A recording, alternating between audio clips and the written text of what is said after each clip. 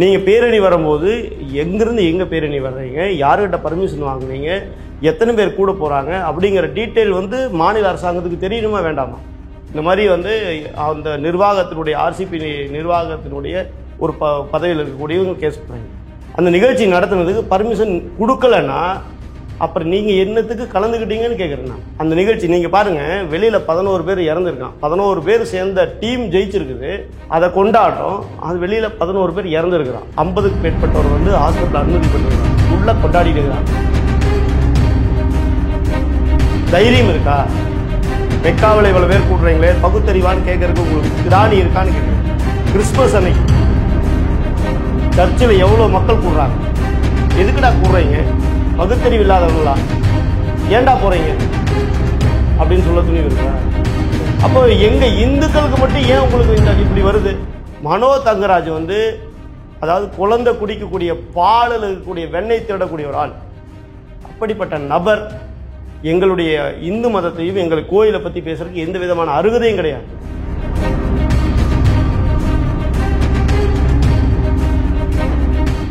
இப்படி எதுவுமே இல்லாத ஒரு முட்டாள் அமைச்சர், புரியுதுங்களா? அந்த ஈன வெங்காயம் 2026 படுதோல்வி அடைய போறார். அதாவது திமுகனாலேங்க மூடர் கூட்டம், முட்டாள்களுடைய சங்கமம் அது.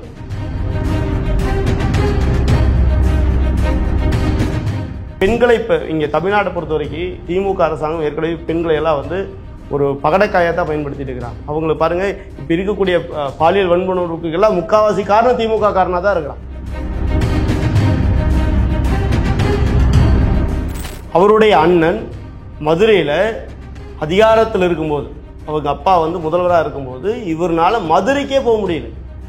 அப்படிப்பட்டவர் இன்னைக்கு அங்கே போய் நின்றுட்டு வந்தாலும் எங்களை ஒன்றும் பண்ண முடியாதுன்னு பீலா விட்டுக்கிட்டு இருக்கிறார். போலீஸ் நினைச்சா எடுத்துட முடியும். அந்த ஃபோன் தான் அவன் பயன்படுத்தினானாங்கிறது ஒன்று கேள்வி இருக்குல்ல. ஒரு ஃபோனா, 2 ஃபோனா, இல்லை போலீஸ் கட்ட கொடுக்கும்போது ஒரிஜினல் ஃபோன் தான் கொடுத்தானா, இல்லை வேற ஃபோனை மாற்றி கொடுத்தானா? இப்படிப்பட்ட கேள்விகளாக வருதில்ல. அதுதான் தமிழக அரசியலை யார் அந்த சாருன்னு காமிக்க போகுது. இப்போ யார் அந்த சாருங்கிறது மா சுப்பிரமணியமா, இல்லை சின்னவர் உதயநிதி ஸ்டாலினா, இல்லை திமுகவில் இருக்கக்கூடிய வேற நிர்வாகிகளா, இல்லை இதுக்கு எல்லாத்துக்கும் மூல காரணமாக இருக்கக்கூடிய முதல்வர் அவர்களா அப்படிங்கிறத இந்த கேள்வி.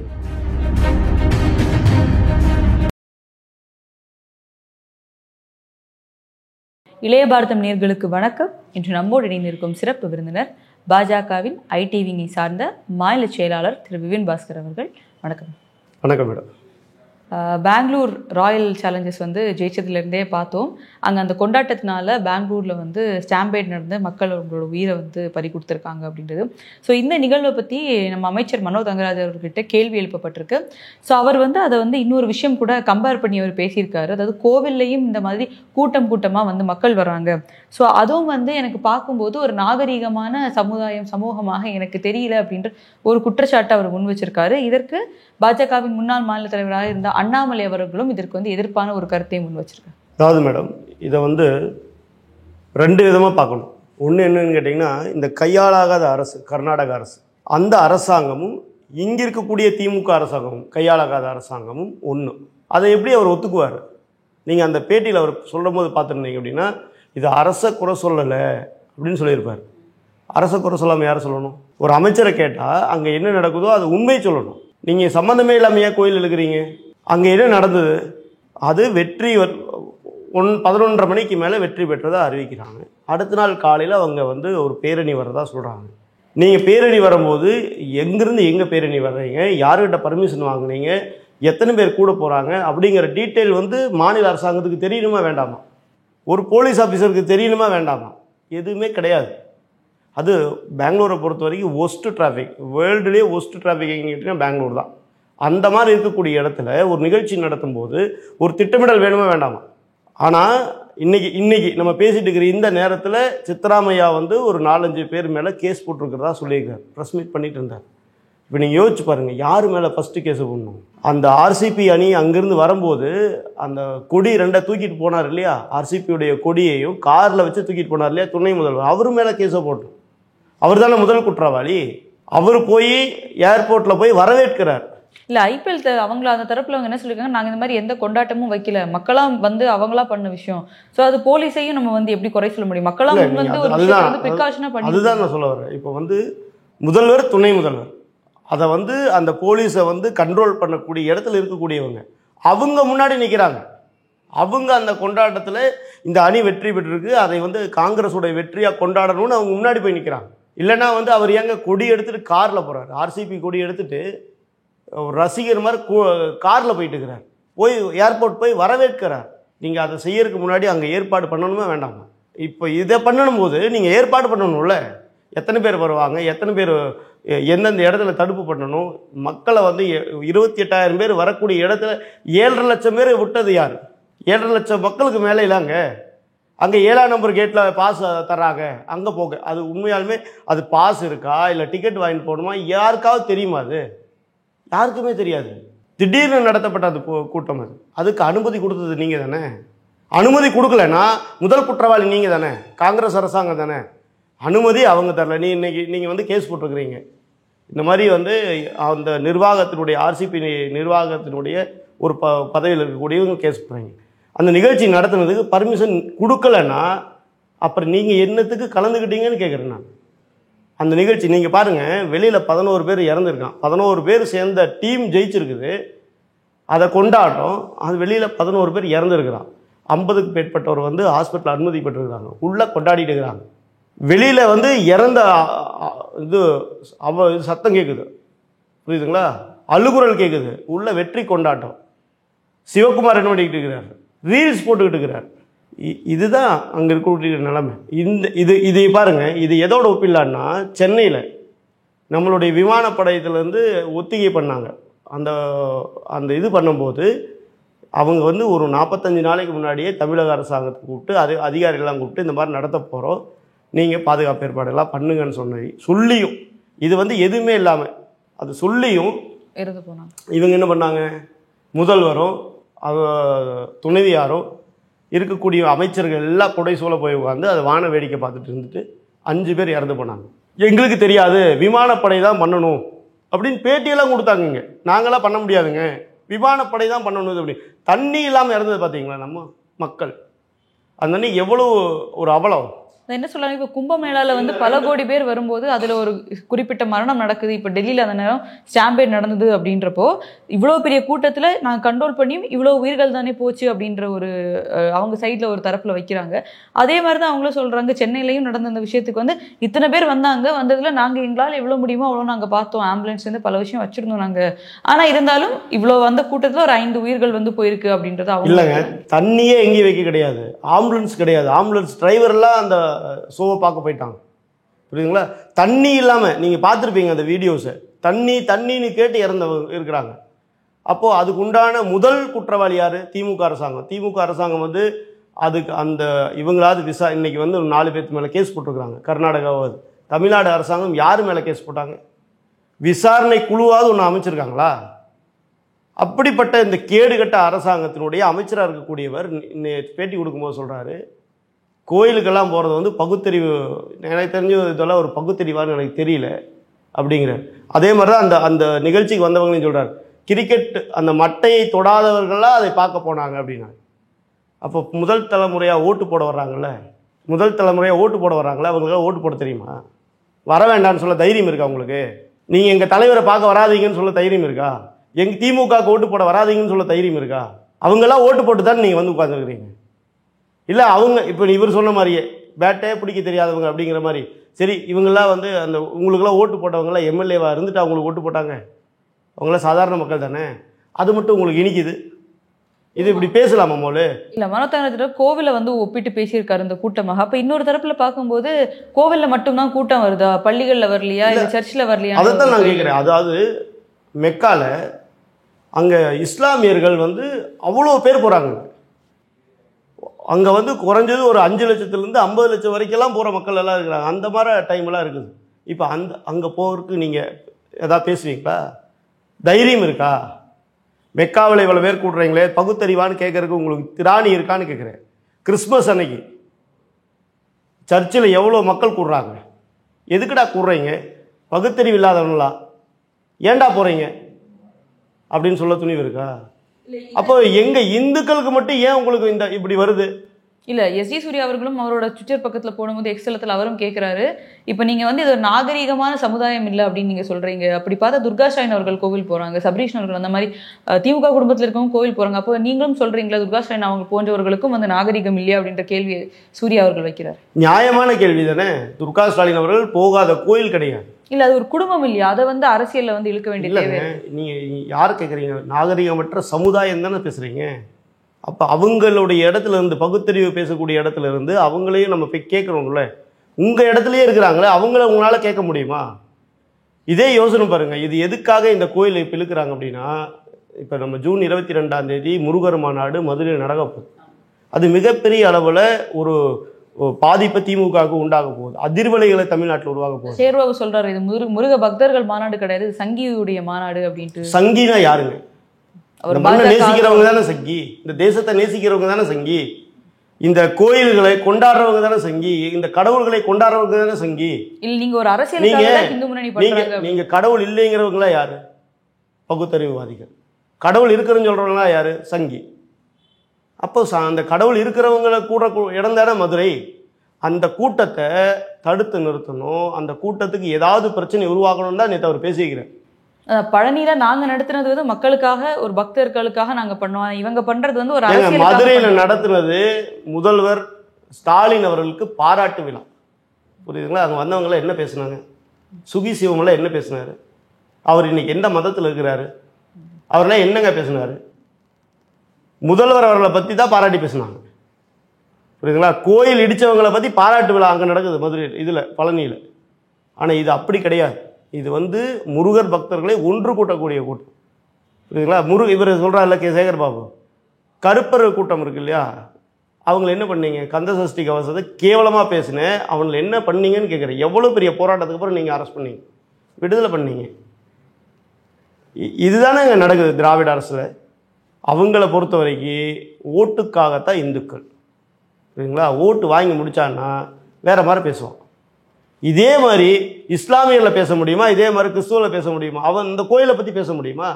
சர்ச்சை பற்றியோ மசூதி பற்றி இவங்களால பேச முடியுமா? மனோ தங்கராஜ் அதாவது குழந்தை குடிக்கக்கூடிய பாலில் இருக்கக்கூடிய வெண்ணெய் திருடக்கூடிய ஒரு ஆள். அப்படிப்பட்ட நபர் எங்களுடைய இந்து மதத்தையும் எங்கள் கோயிலை பற்றி பேசுறதுக்கு எந்த விதமான அருகதையும் கிடையாது. நீ தைரியமான ஆளாக இருந்தால், திராணி இருக்கக்கூடிய ஆளாக இருந்தால், முதல் தலைமுறை ஓட்டை எங்களுக்கு வேண்டான்னு சொல்லி நில்லு. இந்துக்களுடைய ஓட்டு எங்களுக்கு வேண்டான்னு சொல்லு. கோயிலுக்குள்ளே எவனவும் போகிறீங்களோ, திருவிழாவில் எவனவும் கூடுறீங்களோ அவெல்லாம் திமுகவுக்கு ஓட்டு போடாதுன்னு சொல்லி நிற்க முடியுமா உன்னால்? அதுக்கு திராணி இருக்கா? தெம்பு இருக்கா? இப்படி எதுவுமே இல்லாத ஒரு முட்டாள் அமைச்சர் அவர். புரியுதுங்களா? அந்த ஈன வெங்காயம் 2026 படுதோல்வி அடைய போகிறார். அதாவது திமுகனாலேங்க மூடர் கூட்டம், முட்டாள்களுடைய சங்கமம் அது.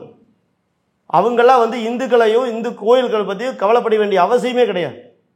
நீங்கள் கர்நாடக அரசாங்க பற்றி கேட்டால் குறை சொல்ல முடியாதுங்கிறீங்க. ஏன் குறை சொன்னீங்கன்னா அவன் உங்கள் அரசாங்கத்தை குறை சொல்லுவான், கேவலமாக திட்டுவான். நீங்கள் போல் ஒழுக்கமானான்னு கேட்பான். அதுக்கு பயந்து தானே இப்போ எங்களை இழுக்கிறீங்க.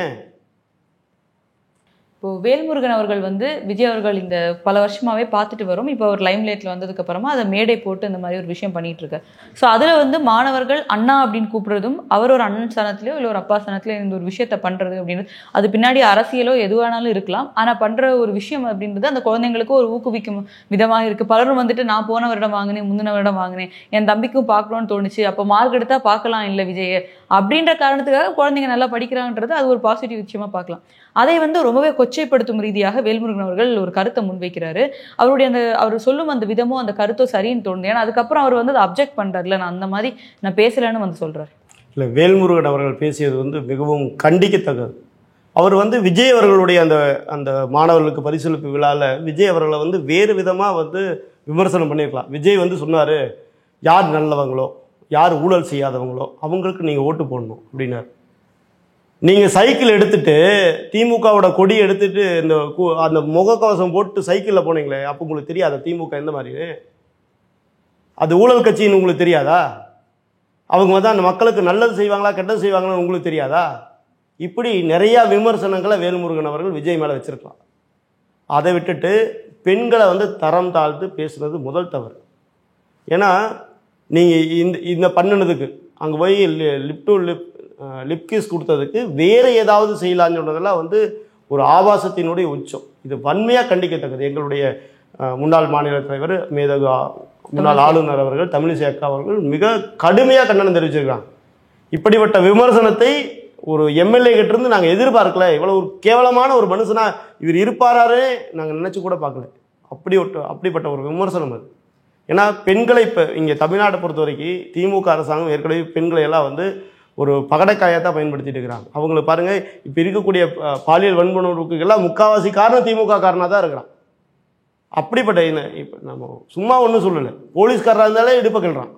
அந்தளவுக்கு கேவலமான ஒரு ஆட்சி நடந்துட்டு இருக்குதுங்க. அப்படிப்பட்ட சூழ்நிலையில் இவர் இப்படி பேசலாமா? ஏன்னா இவரும் அந்த திமுகவுக்கு சொம்பு தூக்கிட்டு இருக்கக்கூடிய ஒரு ஆள் தான். அதனால் திமுகவோட வாடை அவருக்கு அடிச்சிருச்சுன்னு நினைக்கிறேன். இதை வந்து இதோட நிறுத்திக்கணும் அவர், இல்லைன்னா பாஜக சும்மா இருக்காது. சொல்கிறீங்க 2026 பாஜக தான் ஆட்சி அமைக்க போது, மக்களுக்கு வந்து திமுகவோட ஆட்சி பிடிக்கல, ஒரு ஆன்டி இன்கம்பன்சி இருக்குது அப்படின்னு பேசுகிறாங்க. ஆனால் மதுரையில் பேசும்போது முதல்வர் ஸ்டாலின் அவர்கள் சொல்கிறாங்க, எல்லாரும் சொல்கிறாங்க எங்கள் மேலே மக்களுக்கு ஆன்டி இன்கம்பன்சி இருக்குன்னு.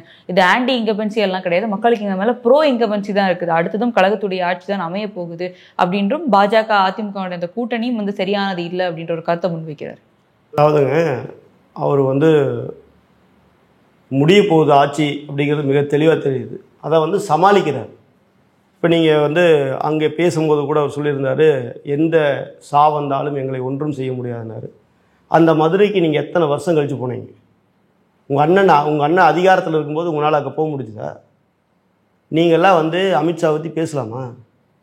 ஒரு திராணி இல்லாத முதல்வர், அவருடைய அண்ணன் மதுரையில் அதிகாரத்தில் இருக்கும்போது, அவங்க அப்பா வந்து முதல்வராக இருக்கும்போது இவர்னால மதுரைக்கே போக முடியல. அப்படிப்பட்டவர் இன்றைக்கி அங்கே போய் நின்றுட்டு வந்தாலும் எங்களை ஒன்றும் பண்ண முடியாதுன்னு வீலா விட்டுக்கிட்டு இருக்கிறார். இந்த ஆட்சியினுடைய அலங்கோலம் எந்த அளவுக்கு இருக்குன்னு மகளிர் நீதிமன்றம் திமுகவினுடைய பாலியல் வன்புணர்வு அணியை சேர்ந்த ஞானசேகரனு 30 ஆண்டு கடுங்காவல் தண்டனை கொடுக்கும்போது தெரிஞ்சு போச்சு. நீங்கள் யோசிச்சு பாருங்கள், அந்த டீமில் மட்டும்தான் கஞ்சா கடத்துறதுக்கு ஒரு அணி, கொலை பண்ணுறதுக்கு ஒரு அணி, கடத்துறதுக்கு ஒரு அணி, பியூட்டி பார்லர் போய் லேடிஸை அடிக்கிறதுக்கு ஒரு அணி, அதே மாதிரி வந்து பாலியல் வன்புணர்வு செய்யறதுக்கு ஒரு அணி, இப்படி தனித்தனி அணியாக இருக்குது. நல்லது செய்யறதுக்கெல்லாம் அங்கே ஆளே கிடையாது. அப்புறம் இதெல்லாம் தாண்டி தம்பிகள் வேற வரிசையாக, எல்லாத்துக்கும் தம்பிகள் தான் வந்து இன்றைக்கி அந்த கட்சியை முழுசாக ஆக்கிரமிச்சு அவங்க தான் வழி நடத்திட்டு இருக்கிறாங்க. இதுக்கு தலைவர் யார்? சின்னவர். இப்படி தான் இந்த கட்சி இருக்குது. இன்றைக்கி முதல்வருக்கு தெரியறதில்லை என்ன நடக்குது தமிழ்நாட்டில். என்ன சட்டம் ஒழுங்கு இன்றைக்கி சந்தி சிரிச்சிட்டு இருக்குது. நீங்கள் ஒரு கேஸுக்கு தான் இது பண்ணியிருக்கீங்க, ஒரு கேஸுக்கு மகளிர் அந்த நீதிமன்றம் வந்து உங்களுக்கு தண்டனை கொடுத்துருக்காங்க. அது யாருடைய டைரக்ஷனில் நடந்தது? தலைவர் அண்ணாமலை அவர்கள் முதல் ட்வீட்டை போடுறார், இந்த மாதிரி நடந்திருக்கு, இப்படி ஒரு நபர் திமுக காரன் அவன் இந்த மாதிரி ஒரு செயலை செஞ்சுருக்கிறான், ஒரு கேவலமான செயலை, அவன் சார்னு ஒருத்தர்கிட்ட பேசியிருக்கிறான், யார் அந்த சார் அப்படின்னு தெரியணும்னு முதல் ட்வீட்டை போட்டுட்டு ஒரு பேட்டியை கொடுக்குறார். பரபரப்பான பேட்டி அது. அது கழித்து 2 நாள் கழித்து அவர் யாருன்னே தெரியாத ஒரு பெண்ணுக்காக, சகோதரனாக இந்த அவலத்தை தடுக்க முடியலையேன்னு தன்னைத்தானே சாட்டை எடுத்து அடிச்சுக்கிறார். இல்லை, இப்போ இந்த தீர்ப்பு வந்ததுக்கப்புறம் ஒரு சிடிஆர் இது வந்து வெளியிடுறாரு. முன்னாடி நான் வெளியிடுவேன்னு சொல்லியிருந்தாரு. அதில் ஒரு நடராஜன் அண்ட் ஒரு போலீஸ் அதிகாரி எல்லாம் ஈடுபட்டிருக்காங்க அப்படின்றது. இப்போ நான் பேர் சொல்ல, கவர்மெண்ட் என்ன ரியாக்ஷன் கொடுக்குது இதுக்கு அப்படின்னு பார்த்து ஒரு 48 மணி நேரம் கெடு மாதிரி கொடுத்துருந்தார்.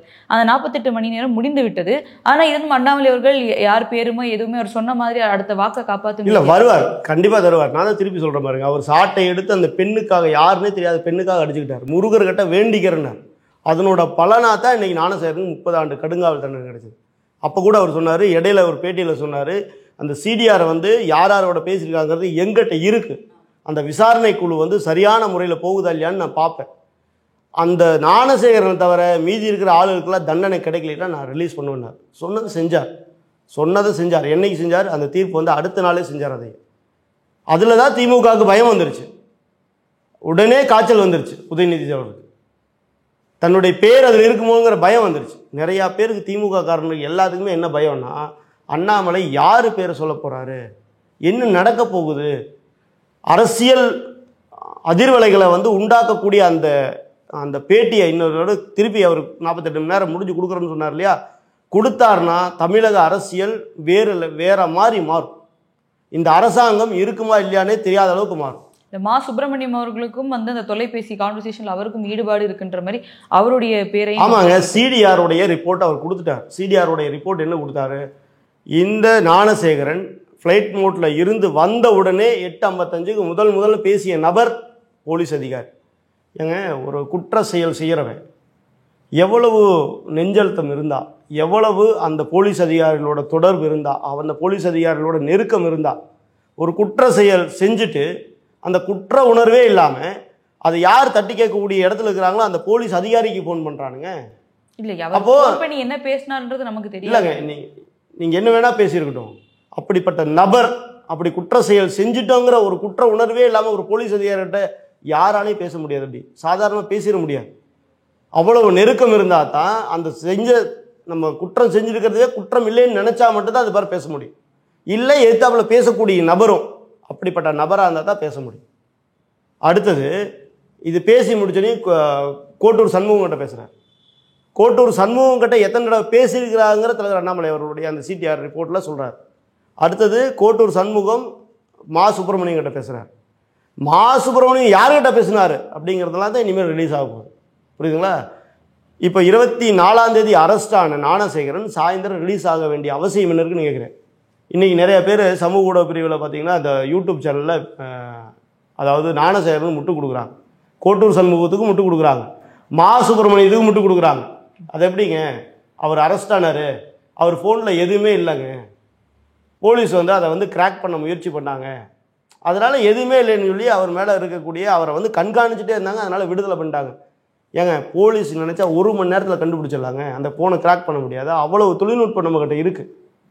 அப்போது அந்த ஃபோனை அந்த கண்டுபிடிக்கிறதுக்கு முன்னாடி அந்த ஃபோனை வந்து நீங்கள் தடயத்தை அழிக்கிறதுக்காக அவர் ஏன் விட சொன்ன நபர் யாருங்கிறதான கேள்வி. போலீஸ் நினச்சா எடுத்துட முடியும், அந்த ஃபோன் தான் அவன் பயன்படுத்தினானாங்கிறது ஒன்று கேள்வி இருக்குல்ல. ஒரு ஃபோனா, 2 ஃபோனா, இல்லை போலீஸ் கிட்ட கொடுக்கும்போது ஒரிஜினல் ஃபோன் தான் கொடுத்தானா, இல்லை வேறு ஃபோனை மாற்றி கொடுத்தானா, இப்படிப்பட்ட கேள்விகளாக வருதில்ல. இது எல்லாத்துக்கும் தான் உண்டான கேள்வி தான் தலைவர் அண்ணாமலை அவர்கள் ரிலீஸ் பண்ணக்கூடிய இன்னொரு அடுத்த பேட்டியில் ரிலீஸ் பண்ணக்கூடிய தகவல்கள். அதுதான் தமிழக அரசியலை யார் அந்த சாருன்னு காமிக்க போகுது. இப்போ யார் அந்த சாருங்கிறது, மா சுப்பிரமணியமா, இல்லை சின்னவர் உதயநிதி ஸ்டாலினா, இல்லை திமுகவில் இருக்கக்கூடிய வேறு நிர்வாகிகளா, இல்லை இதுக்கு எல்லாத்துக்கும் மூல காரணமாக இருக்கக்கூடிய முதல்வர் அவர்களா அப்படிங்கிறத இந்த கேள்வி. இந்த கேள்விக்கு விடை தலைவர் அண்ணாமலை அவர்கள் பேட்டி கொடுத்ததுக்கப்புறம் கிடச்சிரும். இதுக்கப்புறம் இந்த அரசியல் வேறு மாதிரி தமிழக அரசியல் தலைகீழாக கூட மாறலாம், சொல்கிறது கிடையாது. அதாவது ஏன் இந்த ஆட்சி கூட கவிழலாம், அந்த அளவுக்கு இருக்கும் அதனுடைய அந்த பேட்டி, அந்த அளவுக்கு இருக்கும். சரி, எங்களோட இணைந்து பல்வேறு கருத்துக்களை பயந்தமைக்கு ரொம்ப நன்றி. நன்றி.